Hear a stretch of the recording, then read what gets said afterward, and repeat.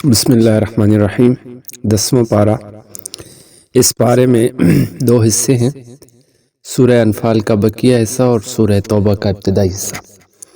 تو جو سورہ انفال کا بقیہ حصہ ہے اس میں جو پہلا حصہ ہے اس میں سورہ انفال کے بقیہ حصے میں 5 باتیں یہ بیان ہوئی ہیں: مال غنیمت کا حکم، غزوہ بدر کے حالات، اللہ تعالیٰ کی نصرت کے 4 اسباب، جنگ سے متعلق ہدایات، ہجرت اور نصرے کے فضائل۔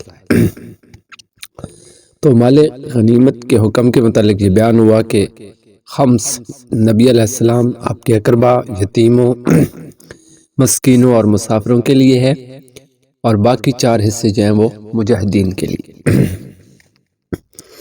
غزوہ بدر کے حالات بیان ہوئے کہ کفار مسلمانوں کو اور مسلمان کفار کو تعداد میں کم سمجھے، اور ایسا اس لیے ہوا کہ اس جنگ کا ہونا اللہ کے ہاں طے ہو چکا تھا۔ دوسرا، شیطان جو ہے وہ مشرکین کے سامنے ان کے اعمال کو مزین کر کے پیش کرتا رہا۔ دوسری طرف مسلمانوں کی مدد کے لیے آسمان سے فرشتے نازل ہوئے۔ اس کے علاوہ جو ہے قریش غزوہ بدر میں ذلیل و خوار ہوئے، اور اللہ تعالیٰ کی نصرت کے جو 4 اسباب ہیں وہ بیان ہوئے کہ میدان جنگ میں ثابت قدمی، کثرت سے اللہ تعالیٰ کا ذکر، اختلاف اور لڑائی سے بچ کر رہنا، مقابلے میں ناموافق امور پر صبر۔ تو جنگ سے متعلق ہدایات دی گئی کہ دشمنوں سے مقابلے کے لیے مادی، عسکری اور روحانی تینوں اعتبار سے تیاری مکمل رکھو، اور اگر کافر صلح کی طرف مائل ہوں تو صلح کر لو۔ اس کے علاوہ ہجرت اور نصرت کے فضائل بیان ہوئے کہ مہاجرین و انصار سچے مومنین ہیں، گناہوں کی مغفرت اس کے کریم کا وعدہ کیا گیا۔